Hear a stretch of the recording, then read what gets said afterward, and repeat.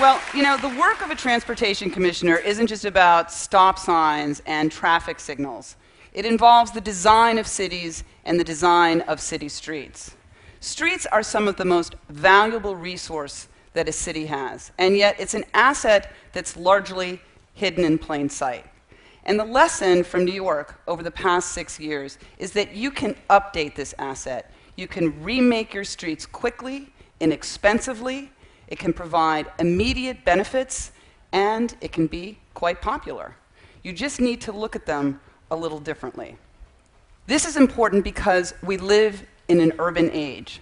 For the first time in history, most people live in cities, and the UN estimates that over the next 40 years, the population is going to double on the planet. So the design of cities is a key issue for our future. Mayor Bloomberg recognized this when he launched Plan YC in 2007. The plan recognized that cities are in a global marketplace, and that if we're going to continue to grow and thrive and to attract the million more people that are expected to move here, we need to focus on the quality of life and the efficiency of our infrastructure. For many cities, our streets have been in a kind of suspended animation for generations. This is a picture of Times Square in the 50s. And, you know, despite all of the technological innovation, cultural changes, political changes, this is Times Square in 2008. Not much has changed in those 50 years. So we worked hard to refocus our agenda, to maximize efficient mobility, providing more room for buses, more room for bikes, more room for people to enjoy the city, and to make our streets as safe as they can be for everybody that uses them. We set out a clear action plan with goals and benchmarks. Having goals is important because if you want to change and steer the ship of a big city in a new direction, you need to know where you're going and why. The design of a street can tell you everything about what's expected on it. In this case, it's expected that you shelter in place. The design of the street is really to maximize the movement of cars, moving as quickly as possible from point A to point B, and it misses all the other ways that a street is used. When we started out, we did some early surveys about how our streets were used, and we found that New York City was largely a city without seats. You know, pictures like this, people perched on a fire hydrant, not the mark of a world-class city. It's not great for parents with kids. It's not great for seniors. It's not great for retailers. It's probably not good for the fire hydrants. Certainly not good for the police department. So we worked hard to change that balance. And probably the best example of our new approach is in Times Square. 350,000 people a day walk through Times Square. And people had tried for years to make changes. They changed signals, they changed lanes, everything they could do to make Times Square work better. It was dangerous, hard to cross the street, it was chaotic. And so none of those approaches worked, so we took a different approach, a bigger approach, looked at our street differently. And so we did a 6-month pilot. We closed Broadway from 42nd Street to 47th Street and created 2.5 acres of new pedestrian space. And the temporary materials are an important part of the program because we were able to show how it worked. And I work for a data-driven mayor, as you probably know. So it was all about the data. So if it worked better for traffic, if it was better for mobility, if it was safer, better for business, we would keep it. And if it didn't work, no harm, no foul, we could put it back the way that it was because these were temporary materials. And that was a very big part of the buy-in. Much less anxiety when you think that something can be put back. But the results were overwhelming. Traffic moved better, it was much safer, 5 new flagship stores opened.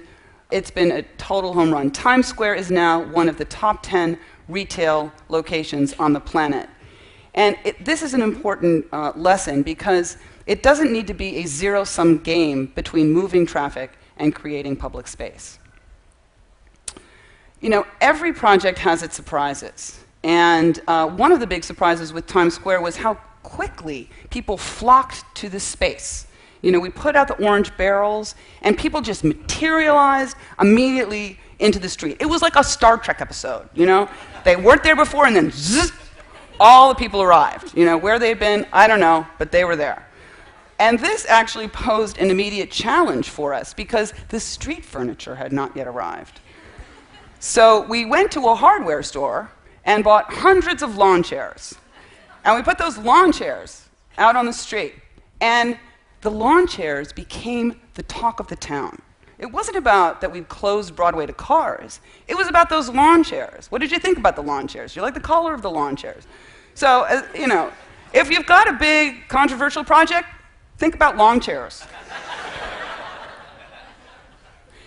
This is the final design for Times Square, and it will create a level surface, sidewalk to sidewalk, beautiful pavers that have studs in them to reflect the light from the billboards, creating a great new energy on the street. And we think it's going to really create a great place, a new crossroads of the world that is worthy of its name. And we will be cutting the ribbon on this, the first phase, this December. With all of our projects, our public space projects, we work closely with local businesses and local merchant groups who maintain the spaces, move the furniture, take care of the plants. This is in front of Macy's, and they were a big supporter of this new approach because they understood that more people on foot is better for business. And we've done these projects all across the city in all kinds of neighborhoods. This is in Bed-Stuy, Brooklyn, and you can see the short leg that was there used for cars that not really needed. So what we did is we painted over the street, put down epoxy gravel, and connected the triangle to the storefronts on Grand Avenue. Created a great new public space, and it's been great for businesses along Grand Avenue. We did the same thing in Dumbo in Brooklyn, and this was one of our first projects that we did. And we took an underutilized, pretty dingy-looking parking lot and used some paint and planters to transform it over a weekend. And in the 3 years since we've implemented the project, retail sales have increased 172%. And that's twice that of adjacent areas in the same neighborhood. We've moved very, very quickly with paint and temporary materials. You know, instead of waiting through years of planning studies and computer models to get something done, we've done it with paint and temporary materials. And the proof is not in a computer model, it is in the real world performance of the street. You know, you can have fun with paint. All told, we've created over 50 pedestrian plazas in all 5 boroughs across the city. We've repurposed 26 acres of active car lanes and turned them into new pedestrian space. I think one of the successes is in its emulation. You know, you're seeing this kind of approach since we painted Times Square. You see this approach in Boston, in Chicago, in San Francisco, in Mexico City, Buenos Aires, you name it. This is actually in Los Angeles, and they actually copied even the green dots that we had on the streets. But I can't underscore enough how much more quickly this enables you to move over traditional construction methods. We also brought this quick-acting approach to our cycling program, and in 6 years, turned cycling into a real transportation option in New York. I think it's fair to say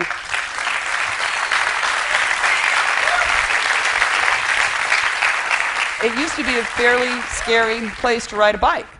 And now New York has become one of the cycling capitals in the United States. And we moved quickly to create an interconnected network of lanes. You can see the map in 2007. This is how it looked in 2013 after we built out 350 miles of on-street bike lanes. I love this because it looks so easy. You just, click it and they're there. We also brought new designs to the street. We created the first parking-protected bike lane in the United States. We protected bikers by floating parking lanes, and it's been great. Bike volumes have spiked. Injuries to all users, pedestrians, cyclists, drivers, are all down 50%. We've built 30 miles of these protected bike lanes, and now you're seeing them pop up all over the country.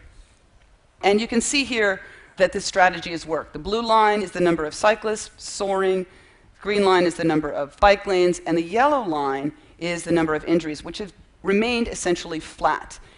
After this big expansion, you've seen no net increase in injuries. And so there is something to that axiom that there is safety in numbers. Not everybody liked the new bike lanes, and there was a lawsuit and somewhat of a media frenzy a couple of years ago. One Brooklyn paper called this bike lane that we have on Prospect Park West the most contested piece of land outside of the Gaza Strip.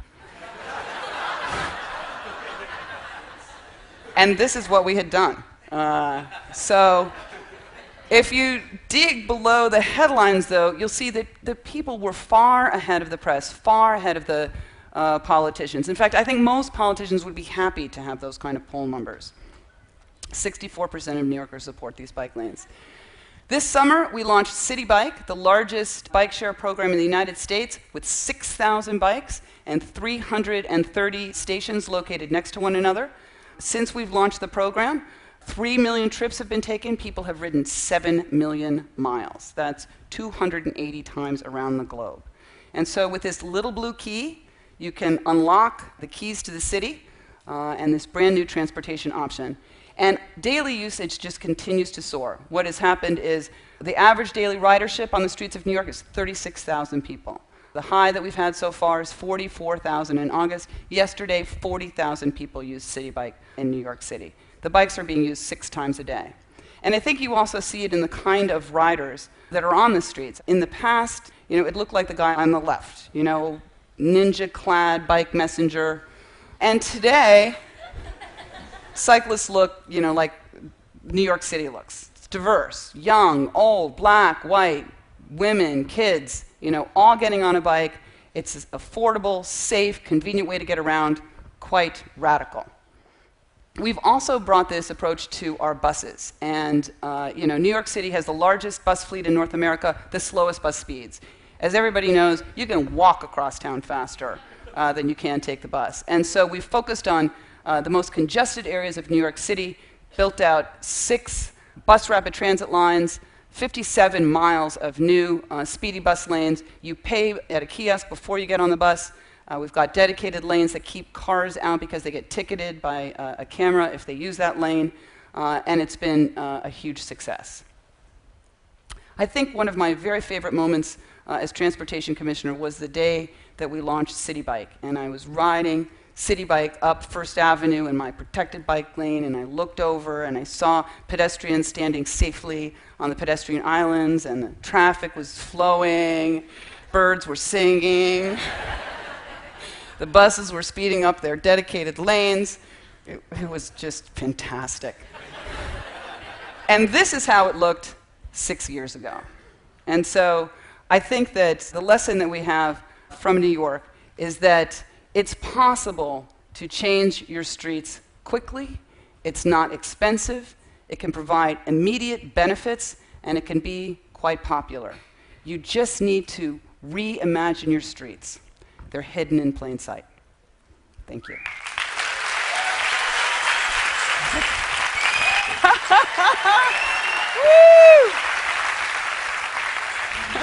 Woo!